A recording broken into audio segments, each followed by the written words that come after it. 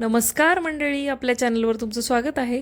आजच्या दिवसाची सुरुवात गॅलरीतले भरपूर असे फुलं तोडून केली।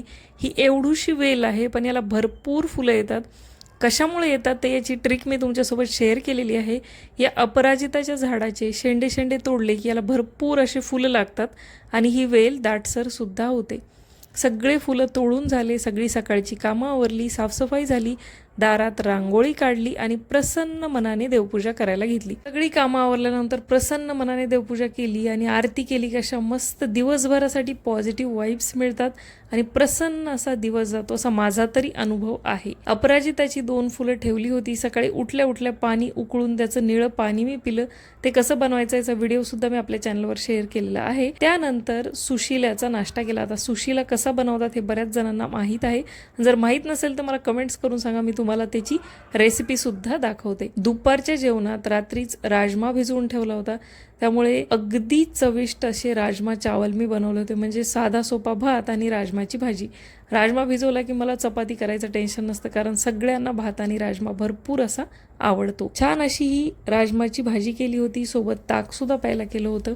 हा जो राजमा आहे तो माझ्या वडिलांचा शेतातला आहे, गावरान। आणि आज राजमा बनवायचं एक स्पेशल कारण होतं, कारण आज माझी आई आली होती। आणि जेव्हा कोणी माहेरून येतं, आई वडील येतात किंवा पार्सल येतं, तेव्हा ती जी बॅग असते, पिशवी असते, ती मला कधीही उचलत नाही। खरंच ही माहेरची माया असते, जे आपण शब्दात वर्णन सांगू शकत नाहीत। आणि अनकंडिशनल लव ज्याला म्हणतो ते असतं। सगळ्या माझ्या आवडीच्या गोष्टी होत्या। वडिलांच्या शेतातले पेरू, सीताफळ, कांद्याची पात, मेथीची भाजी, कोथिंबीर, आवळे, भोपळे, सोबतच वांगे, सगळे फळं, तुपाचा डब्बा, जे नाही त्या सगळ्या वस्तू या अशा भरगच्च पिशवी भरून आणलेल्या होत्या। भरपूर अशा पपया सुद्धा आणलेल्या होत्या। घरी येऊन कुणी आलं ना की ते सगळं सामान अगदी कुठं ठेवावं हा सुद्धा मला प्रश्न पडतो। घरात जागा सुद्धा राहत नाही, इतकं सगळं सामान आणलेलं असतं आणि सगळं माझ्या आवडीचं। वडिलांच्या शेतात भरपूर असे फळं वगैरे लावलेले आहेत, त्याचा ब्लॉग मी तुमच्यासोबत शेअर केलेला आहे, तो नक्की पहा। ताजे ताजे आवळे आईनं तोडून आणले होते, त्यामुळे तिच्याकडूनच हे छान असं आवळ्याचं लोणचं करून घेतलं। मसाला थोडासा मी कमी वापरलेला आहे, भरपूर आवळा पोटात जावा आणि मसाला कमी खाण्यात यावा, त्यामुळे घरगुती पद्धतीचं साध्या पद्धतीने हे लोणचं मी इन्स्टंटवालं केलं होतं। आणखी 6-7 आवळे होते, भरपूर मोठे मोठे आवळे, थोडेसे आपटलेले होते, त्यामुळे त्याची दुसरी बाजू जी आहे उरलेला त्याचा किस केला। 1 लिटर आपलं नारळाचं तेल, जे पॅराशूटचं तेल आहे ते घातलं, त्याच्यामध्ये आवळ्याचा किस घातला, अर्धी वाटी किंवा पाव वाटी असे मेथीचे दाणे घातले, कढीपत्ता घातला आणि 15-20 मिनिटं उकळलं। मस्त असं आवळ्याचं तेल बनवून तयार झालं, जे केसांच्या वाढीसाठी खूप छान असतं। वर्षभरासाठी मी ते बनवून ठेवलं। दुपारी एक पार्सल आलं होतं, ते अनबॉक्स केलं। हे आहे ऑइल कंटेनर, जे मागच्या 5 ते 6 वर्षापासून मी वापरत होते आणि ते खराब झालं, त्याची ग्रिप गेली, त्यामुळे मी हे दुसरं मागवलेलं आहे।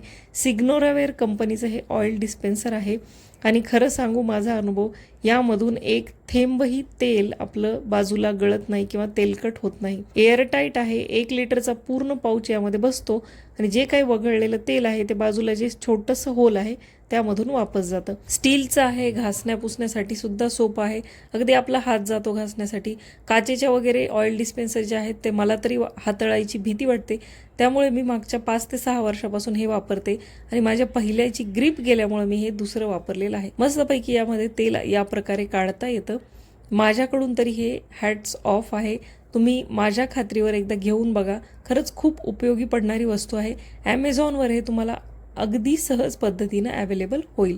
सिग्नोरावेर कंपनीचं स्टीलचं हे ऑइल डिस्पेन्सर आहे। आई आली होती त्यामुळे खास बेत तर झालाच पाहिजे, त्यामुळे छान अशा मासोळ्या केल्या होत्या। मस्त मसाला भरून मासोळ्या आणि त्याची आमटी, गरमागरम ज्वारीच्या बाजरीच्या भाकरी, कांदा, असं मस्त भन्नाट बेत आम्ही केला होता। चला तर मग आजचा व्हिडिओ इथंच एंड करते। व्हिडिओ आवडला असेल तर लाईक, शेअर, सबस्क्राईब जरूर करा।